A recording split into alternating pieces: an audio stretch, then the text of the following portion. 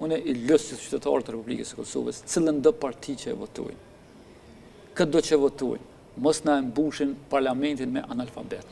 cilët lere që nuk din të lexojnë, e lere që nuk kanë mendim, le që e kontaminojnë skenën politike edhe parlamentin e Republikës së Kosovës. Po mandej po prodhojnë ngjarje të cilat as nuk po kanë nevojë me diskutuar në shoqëri, po ik vëmendja për problemeve që i kanë qytetarët e Republikës së Kosovës. Rastin kur ai zotri Fatës Geci, një analfabet per excellence me titull doktore, që këta geth po mendojnë që është i përfaqësu mira, që ka po dëgjoni, i cili lere që nuk ka mendim, artikulim politik, sa i mund me qenë shumë i jashtëzakonshëm, nashta edhe mund me fluturu, por ne po flasim për përgjithësinë e fjalës që e ke kur jesh ligjvend. Tash quhesh ti jep një deklaratë, e cila me meze lexohet kur thuhet se ty ta ka shkruar dikush, domethënë diktohet edhe nga një qytetar i cili mund të jetë më naiv se ti je ty lexuar diçka që nuk e ke shkruar as vet. Dhe del Donika Gërvallo thotë unë kam respekt.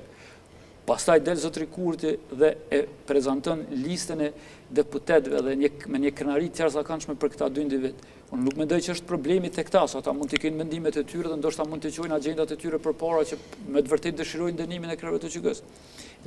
Problemi është te zotri Kurti, a duhet të distancohet nga mendimet e tilla, a duhet që brenda listës të